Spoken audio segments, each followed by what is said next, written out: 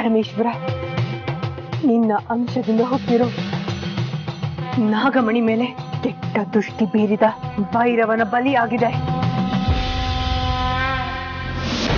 ನನ್ನ ಶತ್ರುಗಳಲ್ಲಿ ಒಬ್ಬ ಕಡಿಮೆ ಆಗಿದ್ದಾನೆ. ಇನ್ನು ಇಬ್ಬರು ಶತ್ರುಗಳು ಮಾತ್ರ ಇದ್ದಾರೆ, ರುದ್ರ ಮತ್ತೆ ವಿಷ್ಣು. ಅವರಿಬ್ಬರನ್ನು ಸಂಹಾರ ಮಾಡಿ ನಾಗಮಣಿ ಜೊತೆ ಅರ್ಜುನವರ ಸಮೇತ ನಾನು ನಮ್ಮ ನಾಗಲೋಕನ ಸೇರ್ಕೋತೀನಿ. ಇವತ್ತಿಗೆ ನನ್ನ ಎಲ್ಲಾ ಕಷ್ಟಗಳು ಪರಿಹಾರ ಆದಾಗಾಯ್ತು.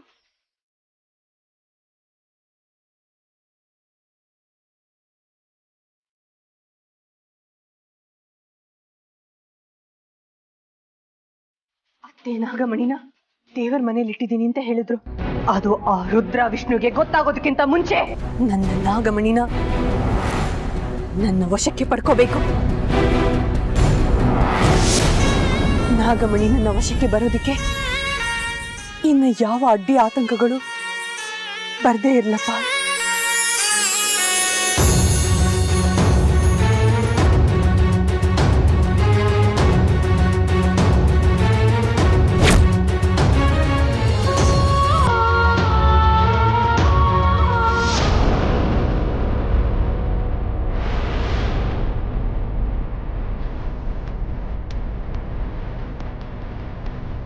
ಎಲ್ಲಿ ಹೋಗಿದ್ದಾರೆ?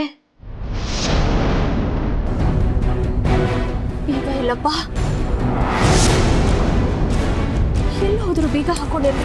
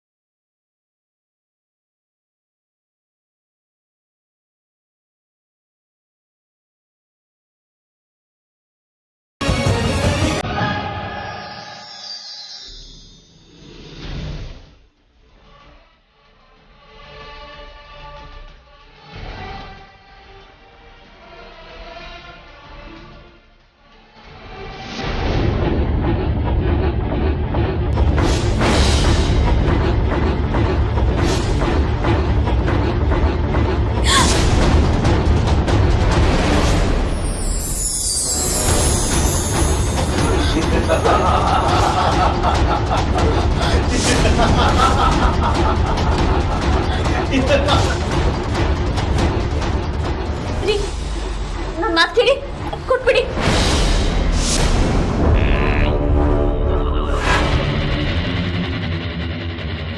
ಯಾವ ನಾಗಮಣಿಗೋಸ್ಕರ ನಾನು ಹಗಲು ರಾತ್ರಿ ಹಂಬಲಿಸಿ ಹಪಾಪಿಸ್ತಾ ಇದ್ನೋ ಆ ನಾಗಮಣಿ ಈಗ ನನ್ನ ಕೈಗೆ ಬಂತು.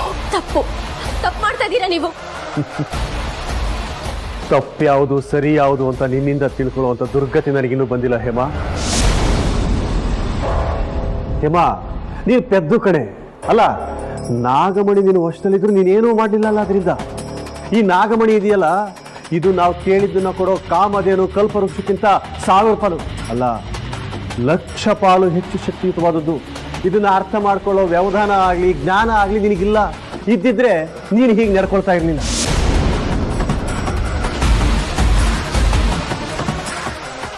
ನೀವೇನೇ ಹೇಳಿದ್ರು ಸಹ ನಾನು ಈ ನಾಗಮಣಿನ ನಿಮ್ ವಶಕ್ಕೆ ಕೊಡೋದಿಲ್ಲ. ಕೊಡೋದಕ್ಕೂ ಬಿಡೋದಕ್ಕೂ ನೀವ್ಯಾರು? ಈಗಾಗಲೇ ನಾಗಮಣಿನ ನಮ್ಮ ವಶಕ್ಕೆ ಪಡ್ಕೊಂಡಾಯ್ತು. ಮಾಡಬಾರ್ದು ಮಾಡಿದ್ರೆ ಆಗ್ಬಾರ್ದಾಗುತ್ತೆ ಕಣ್ರು. ಈ ನಾಗಮಣಿಯಿಂದ ಇಷ್ಟು ದಿನ ನಮ್ಮ ಜೀವನದಲ್ಲಿ ಪಾಡ್ಪಟ್ಟಿದ್ದೀವಿ. ಜೀವನ ಪೂರ್ತಿ ಕಷ್ಟಪಟ್ಟು ಕೊನೆಗಾಲದಲ್ಲಿ ಸುಖ ಸಿಕ್ಕಿದ್ರೆ ಅದ್ರಿಂದ ಏನು ಪ್ರಯೋಜನ ಇಲ್ಲ ಕೊಂಡ್ರು. ಅಮ್ಮ ನೀನ್ ಸುಮ್ನಿರು ಈಗ. ಅಣ್ಣ, ಈ ಮುದುಕಿಗೆ ಯಾವಾಗ್ಲೂ ಅತ್ತಿಗೆ ಕಡೆನೆ ಸಪೋರ್ಟ್ ಮಾಡ್ತಾಳೆ. ಅಲ್ಲ, ಗೊತ್ತಿಲ್ಲದೆ ಒಂದು ಮಾತು ಕೇಳ್ತೀನಿ ಹೇಮ. ಇಷ್ಟು ದಿನ ನಿನ್ನ ಹತ್ರ ನಾಗಮಣಿ ಇದ್ರು, ಹೀಗೆ ನಾಗಮಣಿ ನನ್ನ ಹತ್ರ ಇದೆ ಅಂತ ಒಂದು ಸಲ ಹೇಳ್ಬೇಕು ಅಂತ ನಿನಗೆ ಅನಿಸ್ಲಿಲ್ವಾ? ಇಲ್ಲ. ಹೌದು ತಾನೇ? ಹೌದು. ಈ ಒಂದು ಮಾತಿನಿಂದ ನನಗೆ ಗೊತ್ತಾಗುತ್ತೆ ನೀನು ನನ್ನನ್ನು ಎಷ್ಟು ಪ್ರೀತಿಸ್ತೀಯ ಅಂತೇಳಿ. ನಾವು ಸ್ವಲ್ಪ ಯಾಮಾರಿದ್ರೆ ಸಾಕಾಗಿತ್ತು. ಈ ನಾಗಮಣಿನ ನಿನ್ನ ಪ್ರೀತಿಯ ನಾಗಿನಿ ಕೊಟ್ಟು ನಾಗಲೋಕಕ್ಕೆ ಸೇರಿಸ್ಬಿಡ್ತಿದ್ದೆ ಅಲ್ವಾ?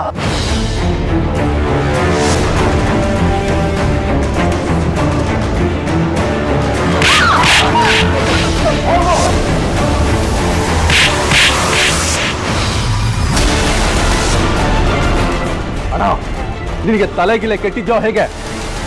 ಹಾಗೆ ಹೇಳ್ತಿದ್ಯಾ? ಈಗ ಅತ್ತೆ ಪ್ರಾಣ ತೆಗೆಯೋದು ಮುಖ್ಯನೋ ಅಥವಾ ನಿನ್ನ ಪ್ರಾಣ ಉಳಿಸ್ಕೊಳ್ಳೋದು ಮುಖ್ಯನೋ? ಮಣಿ ಇರುತ್ತೆ ಇರೋ ನಾಗಿಣಿ ಯಾವಾಗ ಬೇಕಾದ್ರೂ ಇಲ್ಲಿಗೆ ಬರ್ಬೋದು. ಒಂದು ವೇಳೆ ನಾನು ನಿನ್ನ ಅವ್ರ ಕೈ ಸಿಕ್ಕಾಕೊಂಡ್ರೆ ನಮ್ಮ ಸಮಾಧಿನ ನಾವೇ ತೋಡ್ಕೊಂಡಾಗೆ. ನೋಡು, ಈ ದೇಶನ ಬಿಟ್ಟು ಹೋಗೋದಕ್ಕೆ ನಾನು ಎಲ್ಲ ವ್ಯವಸ್ಥೆ ಮಾಡ್ಕೊಂಡಿದ್ದೀನಿ. ಬದುಕೋ ಹೋಗೋ ಬಾರೋ.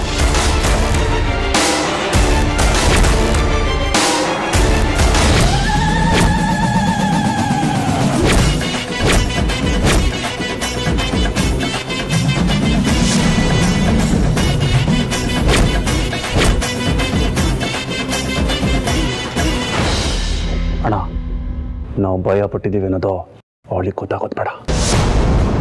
ಏಯ್ ನಾಗಿಣಿ, ದಾರಿ ಬಿಡೋ. ನಾನು ಬಂದಿರೋದು ದಾರಿ ಬಿಡೋದಕ್ಕಲ್ಲ, ದಾರಿ ತೋರ್ಸೋದಕ್ಕೆ. ದಾರಿ ತೋರಿಸೋದಕ್ಕೆ? ಎಲ್ಲಿಗೆ? ನಿಮ್ಮಂತ ಪಾಪಿಗಳು, ಅಧರ್ಮಿಗಳು ಇರೋ ಜಾಗಕ್ಕೆ, ನರಕಕ್ಕೆ. ನರ್ಕಕ್ಕೆ ಹೋಗೋದು ನಾವಲ್ಲ ಕಣೆ ನಾಗಿಣಿ, ನೀನು. ಸಾಕ್ಷಾತ್ ಸಾವೇ ಬಂದು ನಿಮ್ ಎದುರುಗಡೆ ನಿಂತಿದ್ರು ಸಹ ನಿಮ್ಮ ಸೊಕ್ಕು ಕಡಿಮೆ ಆಗಿಲ್ಲ ಅಲ್ವಾ? ನೀನು ನಮ್ಮ ಎದುರಿಗೆ ಬಂದು ನಿಂತಿರೋದಕ್ಕೆ ನಮಗೆ ಆಶ್ಚರ್ಯ ಆಗ್ತಾ ಇಲ್ಲ.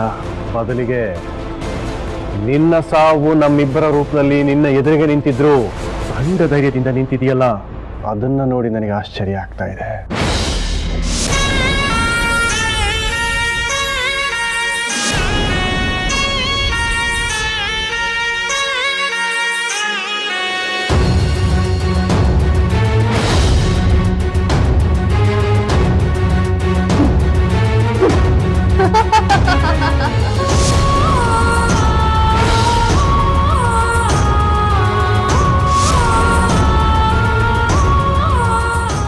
ಈ ತಾಯ್ತಗಳನ್ನ ಕೊಟ್ಟ ನಿಮ್ಮ ಗುರು ಅಂದ್ರೆ ಆ ಭೈರವನ್ನ ನರಕಕ್ಕೆ ಕಳ್ಸಿದೀನಿ.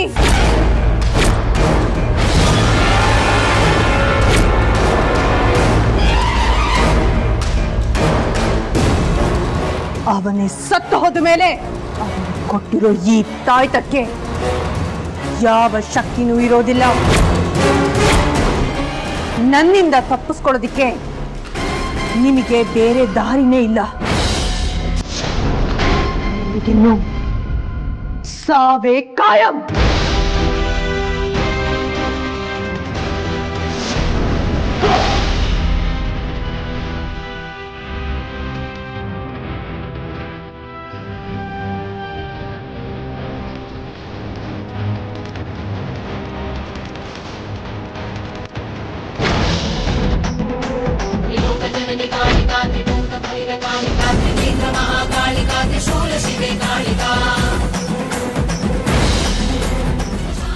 ಇವತ್ತಿಗೆ ಈ ಕ್ಷಣಕ್ಕೆ ಭೂಮಿಯ ಋಣ, ಅನ್ನದ ಋಣ ಮುಗಿತು.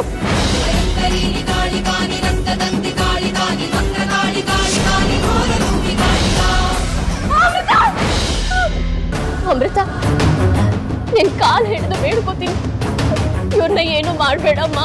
ಸಾಧ್ಯ ಇಲ್ಲ. ನಿಮಗೆ ಈ ಭೂಮಿ ಮೇಲೆ ಬದುಕೋ ಅರ್ಹತೆ ಇಲ್ಲ. ಅಮೃತ ನಿಲ್ಲು.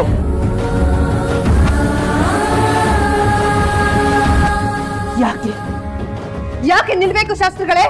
ರಕ್ತಕ್ಕೆ ರಕ್ತನೇ ಪರಿಹಾರ ಅಲ್ಲ. ಇವರಿಂದ ನಾನು ನನ್ನ ತಂದೆ ತಾಯಿನ ಕಳ್ಕೊಂಡೆ, ನನ್ನ ಶಾಂತಿ ನೆಮ್ಮದಿನ ಕಳ್ಕೊಂಡೆ, ನನ್ನ ಅರ್ಜುನವರ ಪ್ರೀತಿನ ತುಂಬಾ ದಿನ ಕಳ್ಕೊಂಡೆ. ಇಷ್ಟೆಲ್ಲ ಅನ್ಯಾಯಗಳು ಇವರಿಂದ ಆಗಿದೆ. ಅದನ್ನ ನಾನು ಮರಿಬೇಕಾ ಶಾಸ್ತ್ರಿಗಳೇ?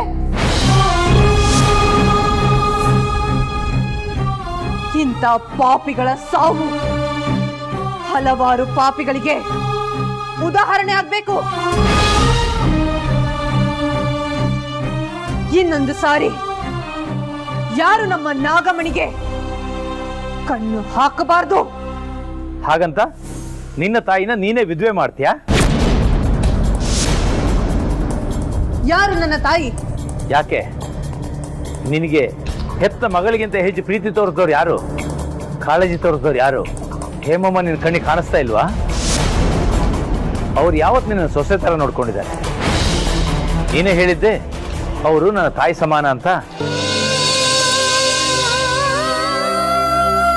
ಇಷ್ಟು ಬೇಗ ಎಲ್ಲ ಮರ್ತ್ಬಿಟ್ಟಿ ಅಮೃತ? ಅಮೃತ, ಒಂದು ಹೆಣ್ಣಿಗೆ ಎಲ್ಲದಕ್ಕಿಂತ ಹೆಚ್ಚು ಅಂದ್ರೆ ಮುತ್ತೈದೆತನ ಅಂತ ನೀನೇ ಹೇಳ್ತಾ ಇದ್ದೆ. ನನ್ನಿಂದ ನೀನೇ ಇದನ್ನ ಕಿತ್ಕೋತಾ ಇದೀಯಾ? ನೋಡು, ನನ್ನ ಮೇಲೆ ನಿನಗೆ ಅಲ್ಪ ಸ್ವಲ್ಪನಾದ್ರೂ ಪ್ರೀತಿ ಗೌರವ ಅನ್ನೋದಿದ್ರೆ ನನ್ನ ಗಂಡನ್ನ ಉಳಿಸ್ಕೊಡು.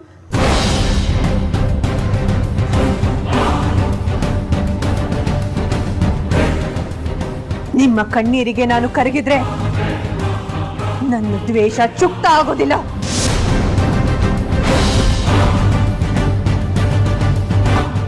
ನೀನು ಅವರಿಬ್ಬರನ್ನ ಕೊಂದ ತಕ್ಷಣ ನಿನ್ನ ತಂದೆ ತಾಯಿ ವಾಪಸ್ ಬಂದ್ಬಿಡ್ತಾರಾ? ಇಲ್ಲ, ಆದ್ರೆ ನಮ್ಮ ಲೋಕದ ನಾಗಮಣಿ ಇವ್ರ ಹತ್ರನೇ ಇದೆ. ಸರಿ, ನಾಗಮಣಿನ ಕೊಟ್ರೆ ನೀನು ಅವ್ರನ್ನ ಕೊಲ್ಬಾರ್ದು. ಇಲ್ಲ ಶಾಸ್ತ್ರಿಗಳೇ, ಹೋಗಿ ಅವಳಿಗೆ ಸೇರ್ಬೇಕಾದ ನಾಗಮಣಿನ ತಂದು ಅವಳಿಗೆ ಕೊಡಿ.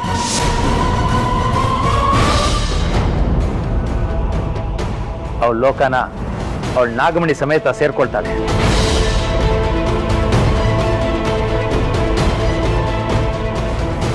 ಆಯ್ತು ಶಾಸ್ತ್ರಿಗಳೇ,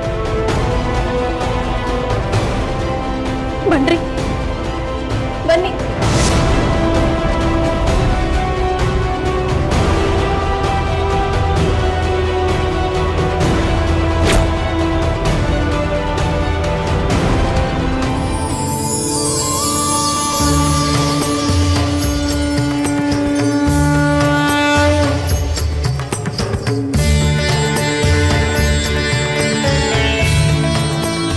ಅಮೃತ, ನಿನ್ನ ಮತ್ತೆ ನಿನ್ನ ಲೋಕಕ್ಕೆ ಸೇರ್ಬೇಕಾಗಿರೋಂಥ ಈ ನಾಗಮಣಿನ ನಾವೆಲ್ಲರೂ ಮನಸ್ಪೂರ್ವಕವಾಗಿ ನಿನಗೆ ಕೊಡ್ತಾ ಇದ್ದೀವಿ.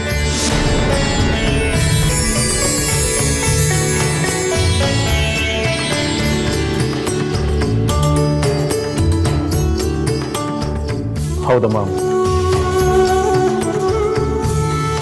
ನೋಡು, ನಾನು ರುದ್ರ ಇಬ್ರು ಮನುಷ್ಯರೇ. ಮಾನವ ಸಹಜವಾದಂಥ ಆಸೆ ಆಕಾಂಕ್ಷೆಗಳು ನಮ್ಮಲ್ಲೂ ಇದ್ದು, ಆದರೆ ಅದಕ್ಕೆ ಅತೀತವಾದಂಥ ಪ್ರಬುದ್ಧತೆ ನಮ್ಮಲ್ಲಿರಲಿಲ್ಲ. ಹಾಗಾಗಿ ತುಂಬ ಹೊರಟೋಟಾಗಿ ನಡ್ಕೊಂಡ್ಬಿಟ್ವಿ. ದಯವಿಟ್ಟು ನಮ್ಮನ್ನ ಕ್ಷಮಿಸ್ಬಿಡಮ್ಮ.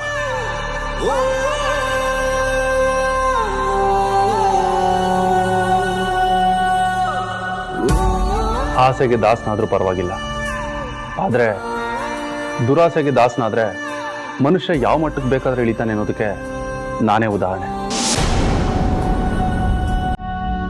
ನಾಗಮಣಿನ ಪಡ್ಕೋಬೇಕು ಅಂತ ಹಠಕ್ಕೆ ಬಿದ್ದು ಕಾಡು ಮನುಷ್ಯಗಿಂತ ಕೆಟ್ಟದಾಗಿ ನಡ್ಕೊಂಡೆ.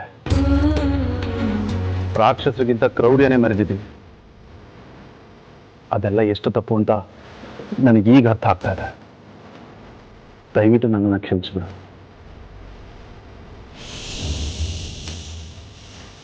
ನನ್ನ ತಪ್ಪೇನು ಅಂತ ನನಗೆ ಚೆನ್ನಾಗಿ ಅರ್ಥ ಆಗಿದೆ. ಬಾಬುನ ಜೊತೆ ಸೇರ್ಕೊಂಡು ನಾನು ತುಂಬಾ ದೊಡ್ಡ ತಪ್ಪುಗಳು ಮಾಡ್ಬಿಟ್ಟೆ. ನಾನು ದಯವಿಟ್ಟು ಕ್ಷಮಿಸು.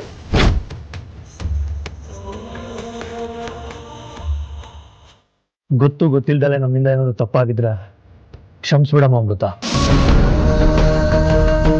ಆಗಿದ್ದಕ್ಕೆಲ್ಲ ಯಾರ್ ಕಾರಣ ಅಂತ ತಿಳ್ಕೊಳ್ದೆ ವಿನಾಕಾರಣ ನಿನ್ ಮೇಲೆ ದ್ವೇಷ ಮಾಡ್ಬಿಟ್ಟೆ.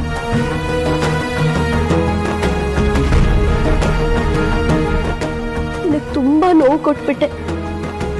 ನನ್ನನ್ನು ಕ್ಷಮಿಸೋ ಅಮೃತ. ಎಂತ ಮಾತಾಡ್ತಾ ಇದ್ದೀರಾ ಅತ್ತೆ ನೀವು? ನೀವು ನನಗೆ ಅತ್ತೆ ಅಲ್ಲ, ಅಮ್ಮ. ತಾಯಿ ಆದೋಳು ಮಕ್ಕಳ ಮೇಲೆ ಕೋಪಿಸ್ಕೊಳ್ಳೋದು, ಕೋಪ ಇಳಿದ್ಮೇಲೆ ಮಕ್ಕಳನ್ನ ಮುದಿಸೋದು ಎಲ್ಲ ಇರುತ್ತೆ ಅಲ್ವಾ? ಹಾಗೆ ಇದು ಸಹ ನಿಮ್ಮಿಂದ ಕೆಟ್ಟದಕ್ಕಿಂತ ಒಳ್ಳೆಯದೇ ಜಾಸ್ತಿ ಆಗಿದೆ. ನಿಮ್ಮ ಪ್ರೀತಿನ, ನಿಮ್ಮ ಒಳ್ಳೆತನನ ಈ ಜನ್ಮಕ್ಕಲ್ಲ, ಮುಂದಿನ ಯಾವ ಜನ್ಮಕ್ಕೂ ಮರೆಯೋದಿಲ್ಲ ನಾನು. ಬರೀ ನಾನು ಮಾತ್ರ ನಾಗಮಣಿ ಸಮೇತ ನಾಗಲೋಕಕ್ಕೆ ಹೋಗ್ತಾ ಇಲ್ಲ ಅತ್ತೆ. ನನ್ನ ಜೊತೆ ನಿಮ್ಮ ಮಗ ಅರ್ಜುನ್ ಅವರು ಬರ್ತಾ ಇದ್ದಾರೆ.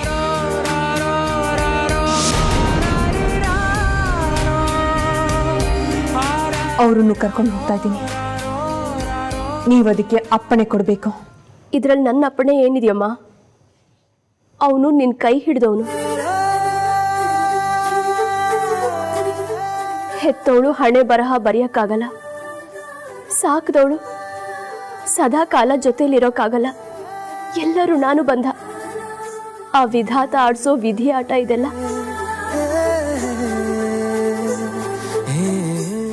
ನಿಂದು ಅರ್ಜುನ್ದು ಜನ್ಮಾಂತರ ಸಂಬಂಧ. ಈ ಮನೆ, ಈ ಜೀವನ, ನಾವು, ಇದೆಲ್ಲ ನೆಪ ಮಾತ್ರ ಅಷ್ಟೆ. ಈ 3 ವರ್ಷದಲ್ಲಿ ಏನೆಲ್ಲ ಆಯ್ತು ನೋಡು. ಎಲ್ಲಿಯ ನಾಗಲೋಕ, ಎಲ್ಲಿಯ ನಾಗಮಣಿ. ರುದ್ರ ಮಾಡಿದ ಒಂದು ತಪ್ಪು, ಆ ತಪ್ಪಿಗೆ ಜೊತೆಯಾಗಿ ಭೈರವ ಬಾಬಾ ನಿಂತ. ಆ ಬ್ರಹ್ಮ ಇವ್ರ ಹಣೆಯಲ್ಲಿ ಈ ರೀತಿ ಕತೆ ಬರ್ದ. ಇಷ್ಟೆಲ್ಲ ಆದ್ರೂ ನಿನ್ ದೊಡ್ಡತನ ನೋಡು. ನನ್ನ ಕೊನೆ ಉಸಿರಿರೋವರೆಗೂ ನಾನಂತೂ ನಿನ್ನನ್ನು ಮರೆಯೋಲ್ಲ ಅಮೃತ.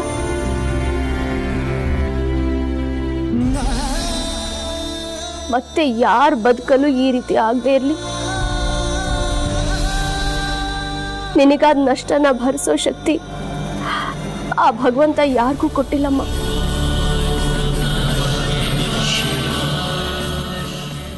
ಆದ್ರೂ ನಮ್ಮನ್ನ ಕ್ಷಮಿಸು. ನೀನ್ ದೇವತೆ ಆಗ್ಬಿಟ್ಟೆ.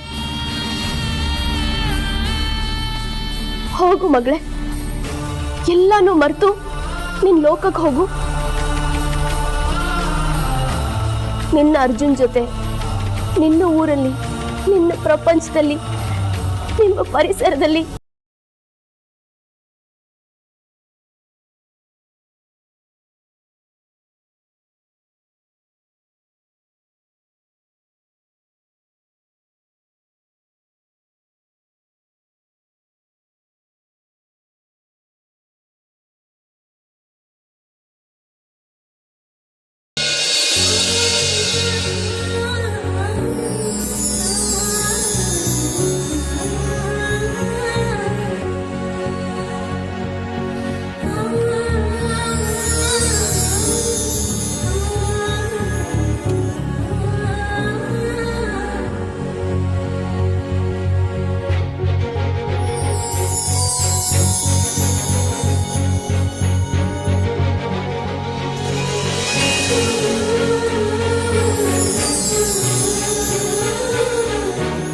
ಅಮೃತ,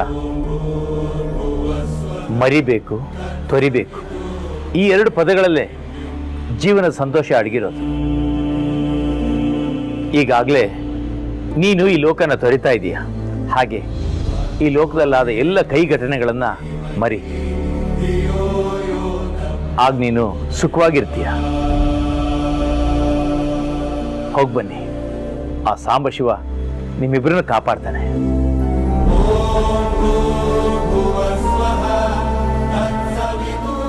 ಒಳ್ಳೇದಾಗಲಿ.